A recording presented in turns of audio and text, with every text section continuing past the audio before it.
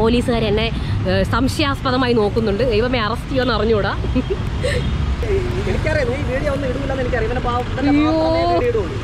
ഒരു ചെറുപ്പക്കാരെ ആഗ്രഹിക്കും ഇങ്ങനെ തെരുവിൽ കിടക്കാൻ. ഞാൻ ഹെഡ് ഇഞ്ചുറി പറ്റിയിട്ട് ഇൻഷുറൻസിന്റെ ഇത് കിട്ടിയിട്ടില്ല ഇതുവരെ, ക്ലെയിം അല്ലേ. ഹലോ എല്ലാവർക്കും നമസ്കാരം. ഞാൻ നിങ്ങളുടെ സ്വന്തം ബ്രീവ്ദീപ്, നിങ്ങളുടെ സ്വന്തം ബിഗ് ബോസ് പലു ടോക്സ്. ഞാനിപ്പോൾ എവിടെ നിൽക്കണമെന്ന് അറിയാമോ? നമ്മുടെ കേരളത്തിലെ ഭരണ സ്ഥിരാകേന്ദ്രമായ നമ്മുടെ സെക്രട്ടേറിയറ്റിൻ്റെ കാഴ്ചകളാണ് നിങ്ങൾ കാണുന്നത്. സെക്രട്ടേറിയറ്റ് എന്ന് പറയുമ്പോൾ നിങ്ങൾക്ക് ഒരുപാട് കാര്യങ്ങൾ, ഞാൻ പതുക്കെ കിടക്കാം. സെക്രട്ടേറിയറ്റ് എന്ന് പറയുമ്പോൾ ഒരുപാട് കാര്യങ്ങൾ നിങ്ങൾക്ക് ഓർമ്മ വരും. നമ്മുടെ ട്രിവാൻഡ്രക്കാർക്കെന്ന് പറഞ്ഞാൽ വേറെ കുറച്ച് കാര്യങ്ങളും കൂടി ഉണ്ട്. അല്ലാത്തവർക്കാണ് സെക്രട്ടേറിയറ്റ് എന്ന് പറഞ്ഞാൽ എപ്പോഴും സമരം, ബഹളം, ലാത്തി ചാർജ്, എന്താ പറയേണ്ടത്, ടി വിയിൽ എപ്പോഴും സമരം കാണിക്കുക, സത്യാഗ്രഹം ഇരിക്കുക, അങ്ങനത്തെ ഒരുപാട് പ്രശ്നങ്ങളാണ് സെക്രട്ടേറിയറ്റിന് അനുബന്ധമായി നിൽക്കുന്നത്. പിന്നെ ഭരണ സ്ഥിരാകേന്ദ്രം അത് മാത്രമല്ല, സെക്രട്ടേറിയറ്റ് നമുക്ക് കുറച്ച് കാഴ്ചകൾ കാണാൻ പറ്റും. ഓണ സമയത്ത് ഇവിടെ സുന്ദരമായ ഗാർഡനൊക്കെ ഉണ്ട് ഇതിൻ്റെ മുന്നിൽ. അപ്പോൾ ഇതിൻ്റെ മുന്നിൽ നല്ല വിശാലമായിട്ട് ഗാർഡനുണ്ട്. ആ ഗാർഡനൊക്കെ സൂപ്പറായിട്ട് അലങ്കരിച്ച് നമുക്ക് ഓണ സമയത്ത് സൂപ്പറായിട്ട് അലങ്കരിച്ച് സെക്രട്ടേറിയറ്റ് വന്ന് നമ്മൾ കാണും. നമ്മളിവിടെ നിന്ന് ഫോട്ടോ ഒക്കെ എടുക്കും. അപ്പോൾ ഞാനിത് സൈഡിൽ കൂടെ നടക്കുകയാണ്. ഇത് MG റോഡിലാണ് നമ്മുടെ സെക്രട്ടേറിയറ്റ് ഇരിക്കുന്നത്. അപ്പോൾ അതിൻ്റെ സെക്രട്ടേറിയറ്റിൻ്റെ സൈഡിലുള്ള കാഴ്ചകളാണ്.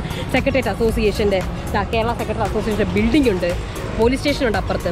പിന്നെ എപ്പോൾ നോക്കിയാലും ഇവിടെ പോലീസ് വണ്ടികൾ എപ്പോഴും ഉണ്ടാവും, പോലീസുകാരെപ്പോഴും ഉണ്ടാവും, പോലീസുകാരന്മാരെപ്പോഴും ഉണ്ടാവും. അതിന് കണ്ട എപ്പോഴും പോലീസുകാരന്മാരുണ്ടാവുക, അതിൻ്റെ വണ്ടി ഉണ്ടാവും.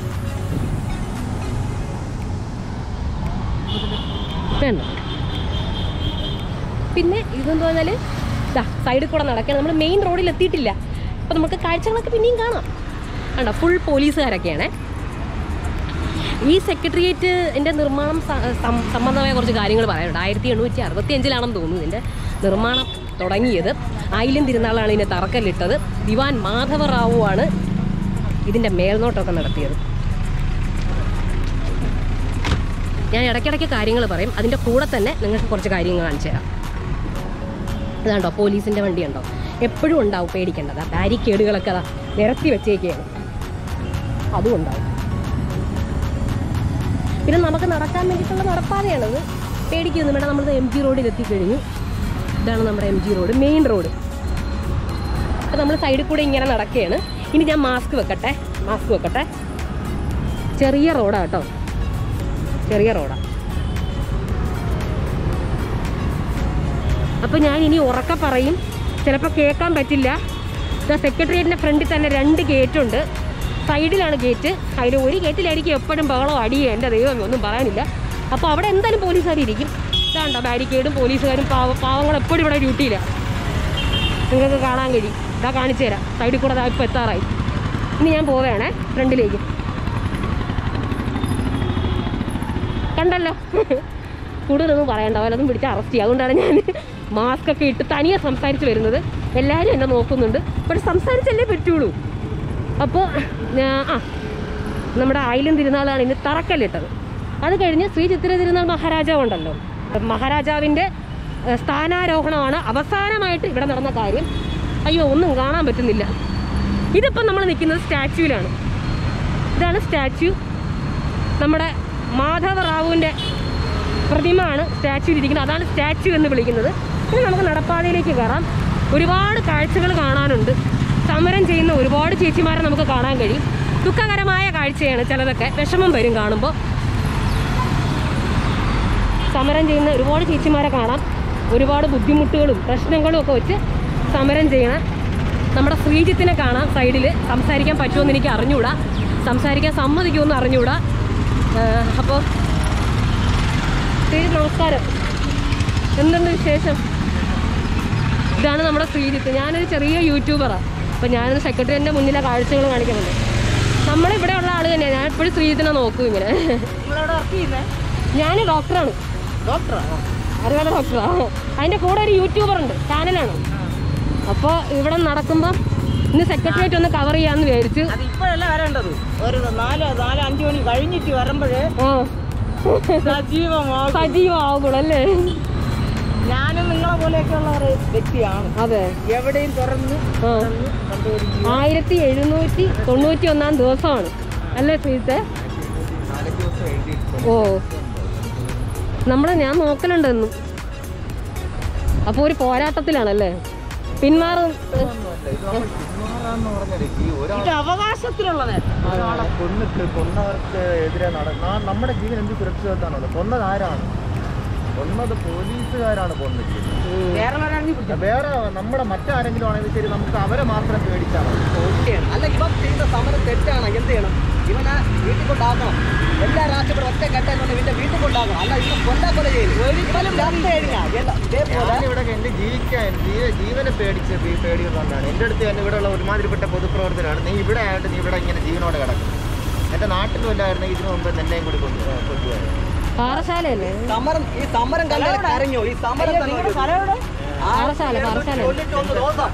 കണ്ടോ ശ്രീജിത്തിനെ? ശ്രീജിത്തിന്റെ ഇപ്പോഴത്തെ അവസ്ഥയാണ് ശ്രീജിത്ത് പറയുന്നത്. എത്രയോ നാളായില്ലേ അത്, അതിന്റെ അവസ്ഥകളാണ് ഈ ശ്രീജിത്ത് പറഞ്ഞുകൊണ്ടിരിക്കുന്നത്. എത്രയായിരുന്നാലും ബുദ്ധിമുട്ടുകളും വിഷമങ്ങളും എല്ലാവർക്കും ഉണ്ടാവും. ആ അവസ്ഥ ശ്രീജിത്ത് പങ്കുവെക്കുകയാണ് നമ്മളുമായിട്ട്. നിങ്ങൾ മറന്നുപോയോ ശ്രീജിത്തിനെ? ഓർമ്മയുണ്ടോ? സോഷ്യൽ മീഡിയയിലൊക്കെ ഒരു സമയത്ത് ഭയങ്കര സപ്പോർട്ടായിട്ടൊക്കെ കാണും. പിന്നീട് എനിക്കറിയാം ഈ വീഡിയോ ഒന്നും ഇടുന്നില്ലെന്ന് എനിക്കറിയാം. അതാണ് ഞാൻ പറയുന്നത്. കൊണ്ടുവച്ചിട്ട് പിടിച്ചാൽ പോരാ, പ്രതികരിക്കണം. നേരെ പോയിട്ട് വലത്തോട്ടാ. ഇവിടെ തന്നെയാണ് ശ്രീജിത്ത് കിടക്കുന്നല്ലേ? ഞാൻ എപ്പോ പോകുമ്പോഴും അമ്മ നിങ്ങൾ പറ, ആർക്ക് വേണ്ടി ഞങ്ങൾ വോട്ട് ഇടണം ഒന്ന് പറഞ്ഞാ? എന്റെ വീട്ടിൽ വന്നാണ് കോൺഗ്രസ് പറഞ്ഞു എനിക്ക് വോട്ട് ഇടണം, ബിജെപി വന്നു. അപ്പൊ ഈ ഭക്ഷണത്തിനുള്ള കാശും ഇതൊക്കെ അപ്പൊ ജോലിയോ? കണ്ടില്ലേ? ഞാൻ ചോദിക്കുന്നതാണ്, ജോലിയൊന്നും വേണ്ടേ? അപ്പൊ അതാണ് ജോലി. ഇതെന്റെ ജോലി. ഇത് തന്നെ ഈ ദിവസം നോക്കി നോക്ക്. ഇവൻ ചെയ്യുന്ന സമരം കള്ളത്തനോണെങ്കിൽ ഇതിന് മുമ്പ് ഇവൻ എടുത്ത് മാറ്റി വരുന്നു. എന്നിട്ട് പറയുന്നത് കഞ്ചാവ് അടിയെന്നും മെന്റലെന്നും മറ്റൊരു. അപ്പൊ ഇപ്പൊ കഞ്ചാവ് മെന്റലെന്നാണെങ്കിൽ അവനല്ല ചികിത്സ ചെയ്യണം. അവസാനം എന്തുമാണ് ശ്രീജിത്ത് ഉദ്ദേശിക്കുന്നത്? ആ ഒരു കൊലപാതകം ചെയ്തു. അതെ, അതിന്റെ അവസാനം എന്താണ്? ഇപ്പൊ CBI റിപ്പോർട്ട് വന്നു. അത് കഴിഞ്ഞ് ഇനി CBI നമ്മളെ വിളിച്ച് സ്റ്റേറ്റ്മെന്റ് എടുത്തു. നമ്മളെ വിളിച്ച് ഇന്നുവരെ സ്റ്റേറ്റ്മെന്റ് ഒരു CBI എടുത്തിട്ടില്ല. പിന്നെ ഇവിടെ കാര്യം മനസ്സിലാക്കേണ്ടതെന്ന് പറഞ്ഞാൽ ഇങ്ങനെയുള്ള സംഭവം നടന്നു കഴിഞ്ഞാൽ നമ്മൾ ഇന്നേ സർക്കാർ അതിന് നടപടി ചെയ്യണം. സർക്കാർ നടപടി ചെയ്യുന്നുണ്ടെങ്കിൽ നമ്മൾ ക്രിമിനൽ അഡ്വക്കേറ്റിനെ വെച്ചുകൊണ്ട് നമ്മൾ കോടതിയിൽ കേസുമായിട്ട് പോകണം. ഒരു ക്രിമിനൽ അഡ്വക്കേറ്റിന് ഞാൻ എൻ്റെ സുഹൃത്തുക്കൾ ഒരു ക്രിമിനൽ അഡ്വക്കേറ്റിന് സർക്കാരിൻ്റെ ആയിട്ടുള്ള അഡ്വക്കേറ്റ് ഉണ്ട്. സർക്കാരിൻ്റെ ആയിട്ടുള്ള അഡ്വക്കേറ്റ് നമ്മൾ ഇങ്ങനെയുള്ള കേസുകൾ അട്ടിമറിച്ച് കളയാം. നമ്മളായിട്ടുള്ള രീതിയിൽ ഒരു കൊണ്ടുപോകണമെന്നുണ്ടെങ്കിൽ ഒരു ക്രിമിനൽ അഡ്വക്കേറ്റിന് ലക്ഷങ്ങൾ കേസ് എടുക്കണമെങ്കിൽ തന്നെ ലക്ഷങ്ങൾ കൊടുക്കും. ഒരു ക്രിമിനൽ അഡ്വക്കേറ്റ് കേസ് എടുക്കണമെങ്കിൽ ഒരു സാധാരണ ഒരു വരുമാനം ഇല്ലാത്ത സാധാരണക്കാരനെ കൊണ്ട് പറ്റുള്ള കാര്യമാണ്. ഒന്നും ചെയ്യാൻ പറ്റാത്തതുകൊണ്ടാണ് നമ്മളിവിടെ കിടക്കുന്നത്. നമ്മൾ ഇതിന്റെ പുറകെ നിൽക്കുന്നത് കൊണ്ട് ചോദ്യം ചെയ്യപ്പെടും. ഫ്രണ്ടാണോ? കണ്ടു വന്നതാണ്.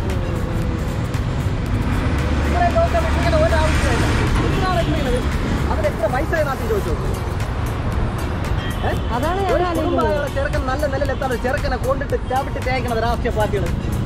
എൻ്റെ ഈ കേസിൽ ഞങ്ങളെ അന്ന് പബ്ലിക്കിന്റെ മുന്നിൽ വെച്ച് CBI അന്വേഷണം എന്നൊക്കെ പറഞ്ഞുവെങ്കിലും ഞങ്ങളെ വിളിച്ച് സ്റ്റേറ്റ്മെന്റ് എടുത്ത് ഒന്നും ചെയ്തില്ല.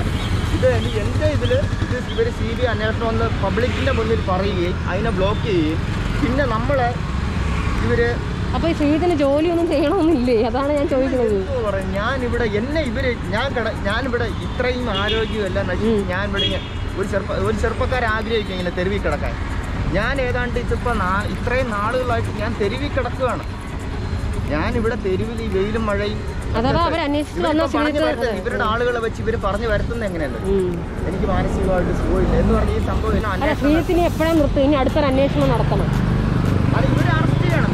അതാണ് ശ്രീജിത്തിന്റെ അത് തീർച്ചയായിട്ടും അറസ്റ്റാണ്. കാരണം ഞാൻ ഇവരെ അറസ്റ്റ് ചെയ്യില്ലെന്നല്ലോ പറയുന്നത്. അറസ്റ്റ് ചെയ്തിട്ട് അവരെ തെളിയിക്കട്ടെ. അവർ തെളിയിക്കട്ടെ. പോലീസുകാർ തെളിയിക്കട്ടെ. നല്ലതാണോ? പോലീസല്ല, കേന്ദ്ര അന്വേഷണ ഏജൻസികളുണ്ടല്ലോ. മഴയത്തൊക്കെ ഞാനിങ്ങനെ ആലോചിച്ചേ ഈ മഴയത്ത് എന്ത് ചെയ്യായിരിക്കും? ഞാൻ പറയും ഇത്രയും സംഭവങ്ങൾ നടന്ന് ഞാനിവിടെ ഇത്രയും തോന്നിയ ആരോപണങ്ങൾ നേരിട്ടാണ് ഞാനിവിടെ കിടക്കുന്നത്. പക്ഷെ ഞാൻ ഇങ്ങനെ നിൽക്കുന്നത് കൊണ്ടല്ലേ ഈ വിഷയം ഇങ്ങനെ ചോദ്യം ചെയ്യപ്പെടുന്നത്. ഇതുപോലെ എത്ര ആളുകളാണ് ഇങ്ങനെ വീടുകളിൽ ഇരിക്കുന്നത്. പക്ഷേ ഞാൻ കഴിയുന്നവർക്ക് മനസ്സിലാവും. ഇല്ലാത്തവരെന്ത് ചെയ്യും? നമ്മളെപ്പറ്റി ആരോപണങ്ങൾ ജോലിക്ക് പോകാൻ മടിച്ചാണ്, മറ്റേനാണ് മറിച്ചനാണെന്നൊക്കെ പറഞ്ഞുകൊണ്ട് ജോലി ചെറുപ്പക്കാരൻ ഇങ്ങനെ ഒന്ന് കുത്തിയടിച്ചിരിക്കേണ്ട വല്ല കാര്യമാണ്. നമ്മളിവിടെ നമ്മുടെ ജീവിതത്തിൻ്റെ ഏറ്റവും പ്രധാനപ്പെട്ട ഭാഗമാണ്. ഞാൻ 4.25 വർഷമാണ് ഇവർ കളഞ്ഞു കുടിക്കുന്നത്. 4 വർഷമായല്ലേ? ഞാനൊരു 10, 50, 60 വയസ്സിന് ശേഷം ഒന്ന് കുത്തിയടിച്ചിരുന്ന കുഴപ്പമില്ല. ഞാൻ ഈ നല്ല ജീവിതത്തിൻ്റെ നല്ല ഭാഗമാണ് ഇവർ നശിപ്പിച്ച് കളയുന്നത്.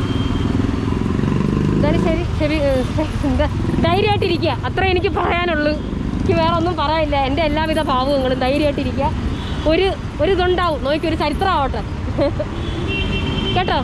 ശരി ശരി. അങ്ങനെ നമ്മുടെ ശ്രീജിത്ത് അടുത്ത ആള് എന്നെ കണ്ട ശേഷം ഓരോരുത്തരായിട്ട് വരെയാണ്. എനിക്കറിയില്ല ഞാൻ എന്താ പറയേണ്ടത്.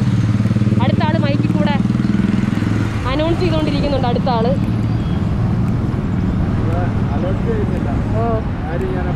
ഓ എന്താണ് കാര്യം? ഡിസബിലിറ്റി ഉണ്ടല്ലേ? ആ ഫിസിക്കലി ഹാൻഡികാപ്ഡ് ആണോ? 22 വർഷമായി. കമ്പനി ഇൻഷുറൻസ് അത് കോടതികൾ നടത്തിയ പ്രശ്നം. കാരണം എനിക്ക് വേണ്ടി 3 വർഷത്തോളമായി 2 കുഞ്ഞുങ്ങളും എൻ്റെ ഭാര്യയാണെന്ന് ഉറപ്പായിട്ട് വീട്ടിലുണ്ട്. 3 വർഷം കൊണ്ട് ഞാൻ 413 ദിവസം ഓറിയൻ്റെ കമ്പനിയുടെ മുമ്പിൽ 28 ദിവസം ഓണപ്പള്ളി സമരം കിടന്നതാണ്. തേജസ് എന്ന് പറയാൻ പത്രമാധ്യമം മാത്രം വാർത്തയിട്ട്. പിന്നെ നീതിക്ക് വേണ്ടി ഇവിടെ വന്ന് കഴിഞ്ഞ വർഷം എത്ര ദിവസമായി? 1094 ദിവസമായി അല്ലേ? ഇപ്പൊ ഇൻഷുറൻസ് കമ്പനിയുടെ എന്താ പറ്റിയത്? ഹെഡ് ഇഞ്ചുറി പറ്റിയിട്ട് ആ ഇൻഷുറൻസിന്റെ ഇത് കിട്ടിയിട്ടില്ല ഇതുവരെ, ക്ലെയിം അല്ലേ? അപ്പൊ നിങ്ങൾ വിഷമങ്ങളൊക്കെ കണ്ടില്ലേ? ഇതാണ് ഒരുപാട് പേര് ഇതേ ഇവിടെ സത്യാഗ്രഹം കിടക്കുകയാണ് ഓരോ കാര്യത്തിന് വേണ്ടിയിട്ട്. മെയിൻലി ഇപ്പം ഇവിടെ നമുക്ക് ശ്രീജിത്തിനെ പിന്നെ ആ ഇൻഷുറൻസിൻ്റെ പ്രശ്നം വന്ന് ആ അങ്കിളിനെയാണ് കാണാൻ കഴിയുന്നത്. അത് ഇത് നമ്മുടെ പൊതു ബസ് സ്റ്റാൻഡാണ്. അയ്യോ സെക്രട്ടേറിയറ്റ് കാണിക്കാൻ പറ്റുന്നില്ല, എല്ലാം ചെടി കൊണ്ട് മൂടി നിൽക്കുന്നു. ചെടി കൊണ്ട് മൂടി നിൽക്കുകയാണ്. ഇപ്പോൾ ക്ലിയർ ആയിട്ട് കാണാം. അപ്പോൾ ഇതാണ് ഫ്രണ്ട് സെക്രട്ടേറിയറ്റിൻ്റെ സെൻട്രൽ ബ്ലോക്ക് എന്ന് പറയും. അപ്പുറത്തും ഇപ്പുറത്തും 2 ബ്ലോക്കുണ്ട്, നോർത്ത് ബ്ലോക്ക് സൗത്ത് ബ്ലോക്ക്. ഈ നോർത്ത് ബ്ലോക്കിന് സൗത്ത് ബ്ലോക്കിൻ്റെ ഇടയിൽ പിന്നെ 2 ബ്ലോക്ക് കൂട്ടിച്ചേർത്തിട്ടുണ്ട്. അതിൻ്റെ സാൻഡ്വിച്ച് ബ്ലോക്ക് എന്ന് പറയും. ഈ നമ്മുടെ സെൻട്രൽ ബ്ലോക്ക് എന്ന് പറയുന്നത് 2 നിലയാണ്. അതിലാണ് നമ്മുടെ ദർബാർ ഹാള്, മേലെ ദർബാർ ഹാളും താഴെ അസംബ്ലിയുമാണ്. അത് 1939 അസംബ്ലി ഹാളാക്കി മാറ്റിയത് കേട്ടോ. ദർബാർ ഹാളിൽ 20 അവിടെ വലിയ കവാടമുണ്ട്, ആന കവാടം എന്ന് പറയും. അപ്പോൾ ഇതാണ് നമ്മുടെ മെയിൻ സെക്രട്ടേറിയറ്റ്. നല്ല സുന്ദരമായിരിക്കും കാണാൻ, നല്ല സൂപ്പറായിരിക്കും നമ്മുടെ ഓണത്തിന്. പിന്നെ ഇതിൻ്റെ ഏറ്റവും എല്ലാം മറച്ചു വെച്ചേക്കാണ് നമ്മുടെ വേലുത്തമ്പി ദളവയുടെ സ്റ്റാച്യു കാണാൻ നിങ്ങൾക്ക്. ഏറ്റവും ഫ്രണ്ടിലായിട്ട് വേലുത്തമ്പി ദളവയുടെ സ്റ്റാച്യു. ഇനി നമുക്ക് ക്ലിയർ ആയിട്ട് നമുക്ക് നോക്കാം. ഇതാ ഇത് കണ്ടോ, ബസ് ഭയങ്കര വെയിൽ കേട്ടോ, എൻ്റെ അമ്മ നടക്കാൻ വയ്യ. ഇത് കണ്ടോ അടുത്ത ബ്ലോക്ക്. നടക്കാം പേടിക്കണ്ട. ഇവിടെ പണ്ട് നിയമസഭ കൂടിയിരുന്നു. ഇപ്പം നമ്മുടെ പുതിയ നിയമസഭാ മന്ദിരത്തിലേക്ക് മാറി. 1998 അതിൻ്റെ ഉദ്ഘാടനം നടന്നത്. നമ്മുടെ KR നാരായണൻ സാറാണ് ഉദ്ഘാടനം ചെയ്തത്. പിന്നെ നല്ല ഭംഗിയുള്ള റോഡാണ് MG റോഡ്. നല്ല ക്ലീനാണ്, നല്ല വൃത്തിയാണ്, റോഡൊക്കെ നല്ല സൂപ്പറാണ്. ഇതാണ്ട നല്ല ഭംഗിയാണ് കണ്ടോ. അപ്പം നമ്മളിങ്ങനെ നടക്കുകയാണ്. നിറയെ ചെടികളുണ്ട്, നല്ല ഗാർഡനൊക്കെയാണ്, നല്ല ഭംഗിയുണ്ട് കാണാൻ. നമ്മുടെ നോർത്ത് ബ്ലോക്കിൻ്റെ സ്ഥലത്താണ് നമ്മുടെ മുഖ്യമന്ത്രിയുടെ കാര്യാലയം ഇരിക്കുന്നത്. ബാക്കി ഉള്ളവരുടെ എനിക്ക് അറിഞ്ഞൂടെ കേട്ടോ എവിടെയാണ്. മുഖ്യമന്ത്രിയുടെ കാര്യാലയം എന്തായാലും നോർത്ത് ബ്ലോക്കിലാണ്. കണ്ടോ നല്ല നല്ല ചെടികളും മരങ്ങളും എല്ലാം നട്ടുപിടിപ്പിച്ചിട്ടുണ്ട്. പോലീസുകാർ ഡ്യൂട്ടിക്കുണ്ട്, അതുകൊണ്ട് അപ്പം നമുക്ക് ഇങ്ങനെ കണ്ട് പോവാം. കാഴ്ചകളൊക്കെ കഴിഞ്ഞു, ബസ്സുകളൊക്കെ വന്നുകൊണ്ടിരിക്കുന്നു. അപ്പോൾ വലിയൊരു മരമുണ്ട് കണ്ടോ. ഇത് കണ്ടോ എന്ത് വലിയ മരമാണ് ഈശ്വര. നമുക്ക് ആ മരവും കൂടെ കണ്ട് അവിടെ വെച്ച് നിർത്താം. അപ്പോൾ സെക്രട്ടേറിയറ്റിലെ കാഴ്ചകളാണിത്. സെക്രട്ടേറിയറ്റിലെ കാര്യങ്ങളൊക്കെ എനിക്കറിയാവുന്നതൊക്കെ ഞാൻ പറഞ്ഞു തന്നു. പിന്നെ ഇത് റോമൻ ഡച്ച് രീതിയിലുള്ള കൺസ്ട്രക്ഷനാണ്. ഇതിൻ്റെ ആർക്കിടെക്ചർ നടത്തിയിരുന്നത്, അതായത് ഇതിൻ്റെ അന്നത്തെ തിരുവിതാംകൂറിൻ്റെ അന്നത്തെ എഞ്ചിനീയറായ ബാർട്ടൺ പ്രഭുവാണ് ഇതിൻ്റെ കൺസ്ട്രക്ഷനൊക്കെ നടത്തിയിരിക്കുന്നത്. റോമൻ ഡച്ച് രീതിയിലുള്ള കൺസ്ട്രക്ഷനാണ്. അപ്പോൾ ഇനി ബാക്കി റോഡും കൂടെ കാണാമേ. പോലീസുകാർ ഇരിക്കുകയാണ്, വെറുതെ അവരെ ബുദ്ധിമുട്ടിക്കണ്ട. അപ്പം ഞാൻ അങ്ങോട്ട് പോകാം, ഷെബീസിൻ്റെ അടുത്ത്.